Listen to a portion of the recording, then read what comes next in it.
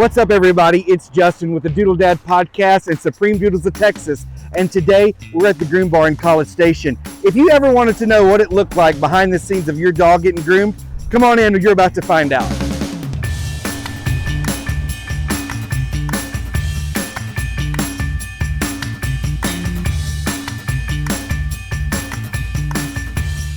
Howdy, everybody. It's Justin Lopez with the Doodle Dad Podcast and Supreme Doodles of Texas, and we're so excited to be on a field trip today. We are at the GROOMBAR in College Station, and we're so excited to be here. This is Maverick. He came from Marley's last litter. You might remember his name, Easton. This is Easton, but his new name is Maverick. Our producer, Nicole, with Water to Wine Productions, adopted Maverick from us, and we're so excited that she has one of our puppies. It's so cool that it kind of goes full circle. Nicole went to our puppy starter kit and ordered some of our clippers and scissors that we had on there, and those are great tools for just trimming the eyes and the feet, but she went full grooming and she gave Maverick a hack job, y'all. A lot of times when we have golden doodles, we think that we can do like these fancy teddy bear cuts at home.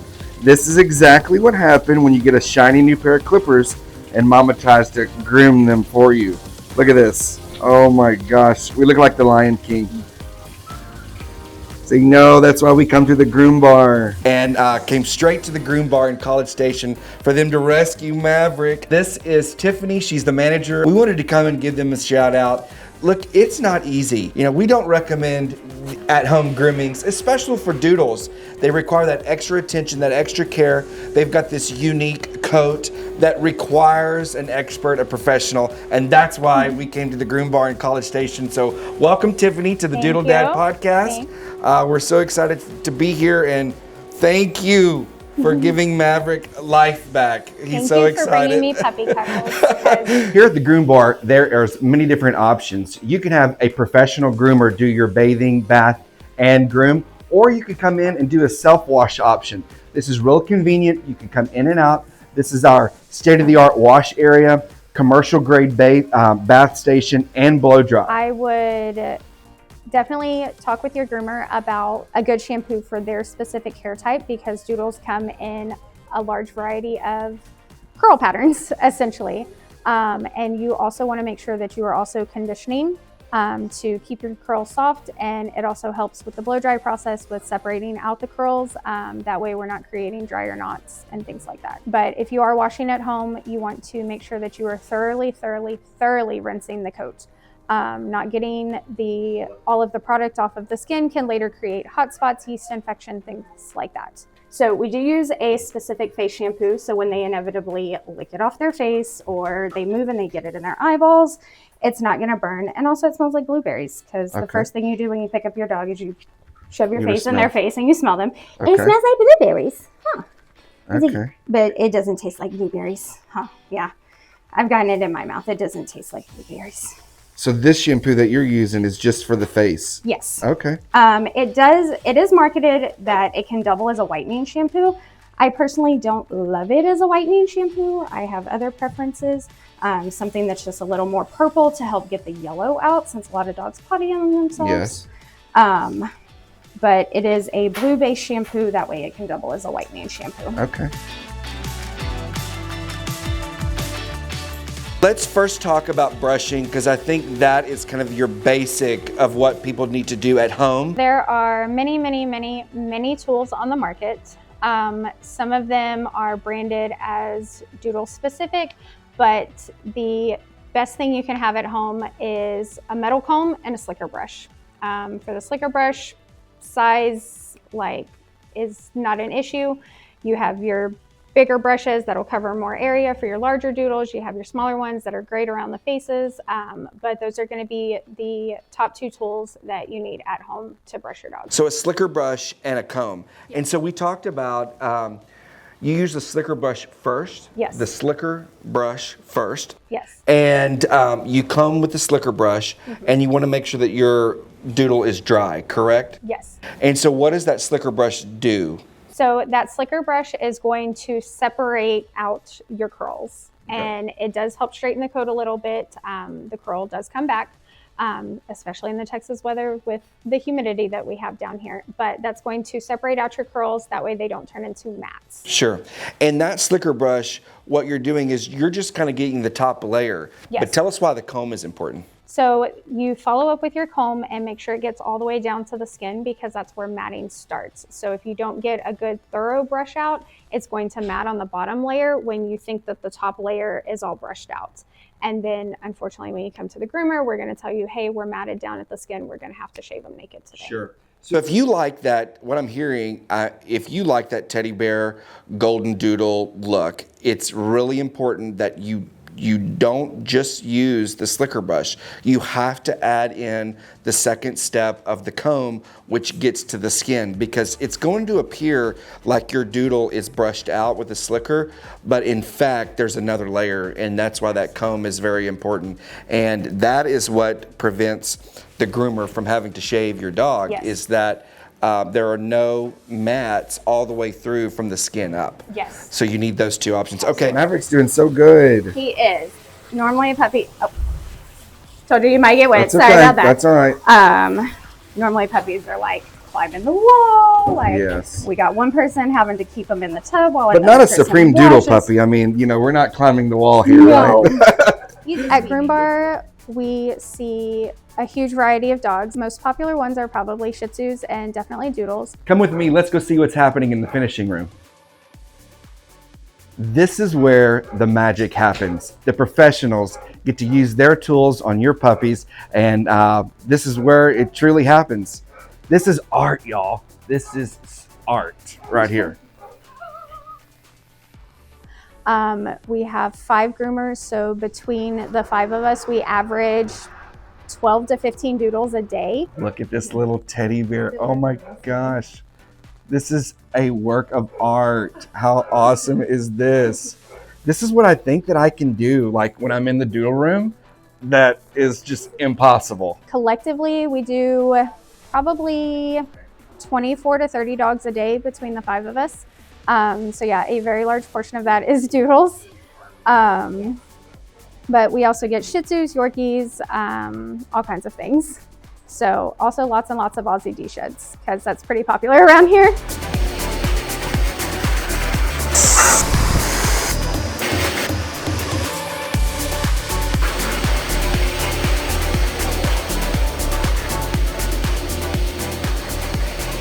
The dogs. The dogs is definitely my favorite part of being a groomer. I say that I get paid in puppy cuddles. I mean, the paycheck is nice, but like I'm here for the dog cuddles. You definitely have to have a love for working with dogs to be able to be a dog groomer. Because while it looks like puppy dog cuddles and kisses, it takes a lot of patience, and they make messes and they try to chew their way out of the kennel, and like sometimes you get bit and like all kinds of things happen.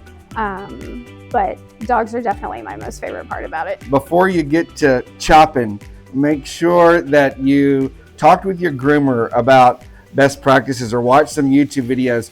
Our producer, she really needs to stick to the camera, because look at this We love poor him. Maverick face. It's fine. We're gonna fix it, honey. We're gonna fix it. So we're here at the GROOMBAR. We're being reactive here, and we're gonna get him fixed up. But poor little Maverick looks like the Lion King in the front. But we're gonna fix him up.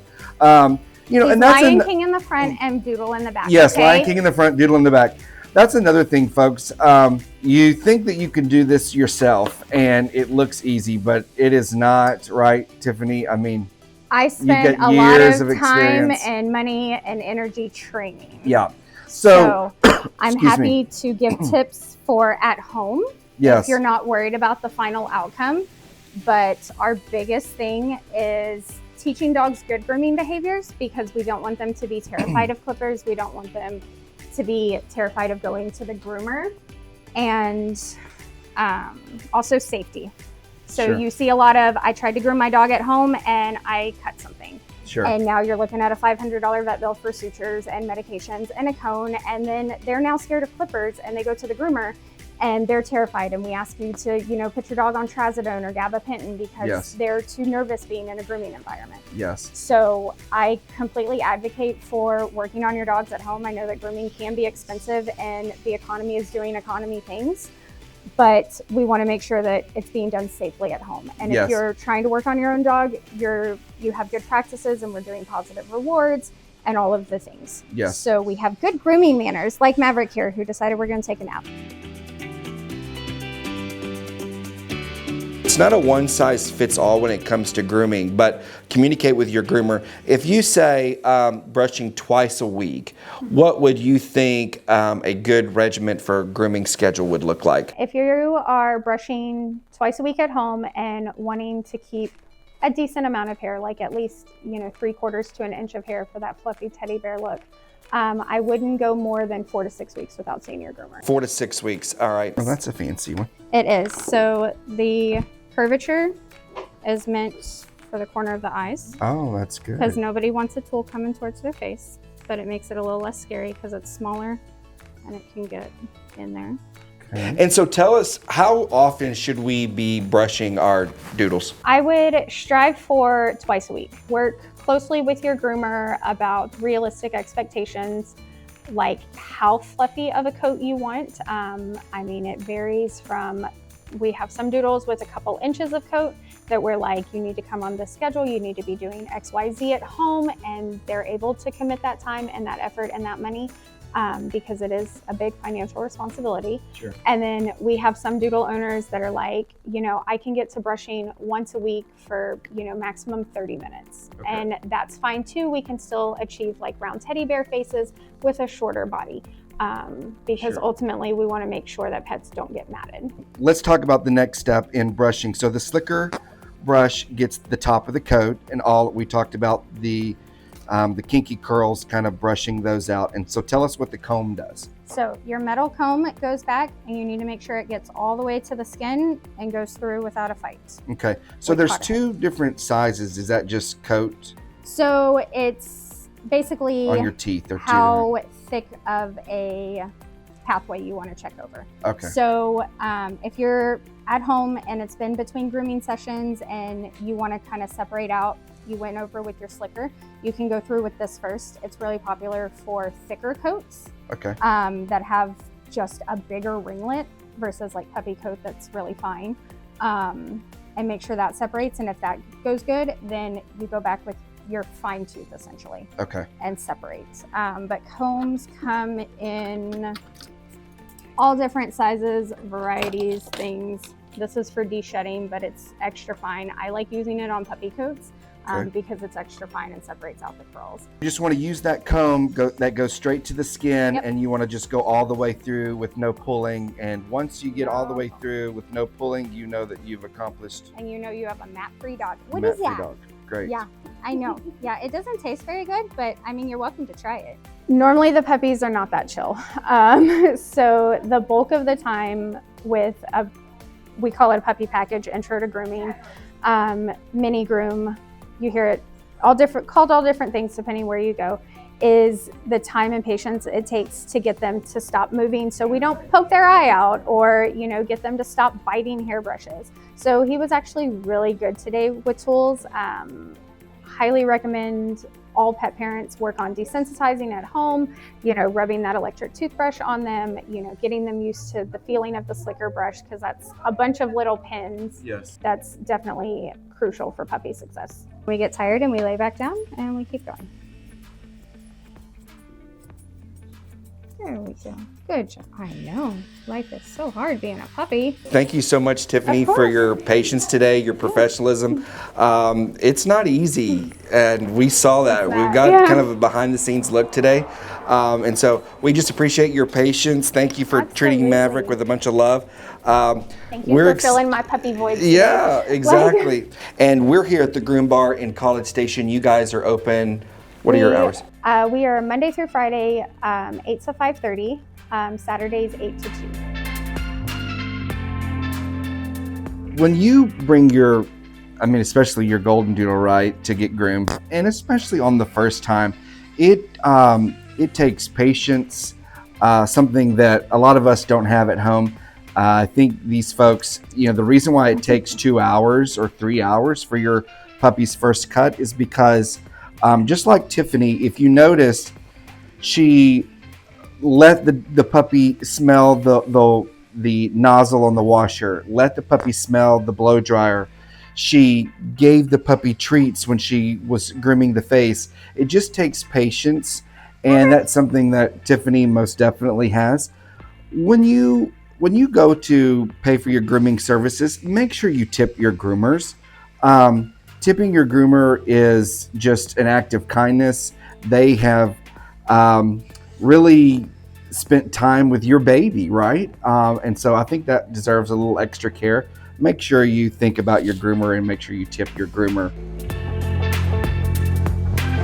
It's been so fun, the Doodle Dad here at the Groom Bar, taking over the Groom Bar in College Station. We want to thank the staff, the owner Ingrid, and everybody involved for a spectacular day. Make sure to call the Groom Bar in College Station, bring your doodles here, bring your pets. They do a fantastic job.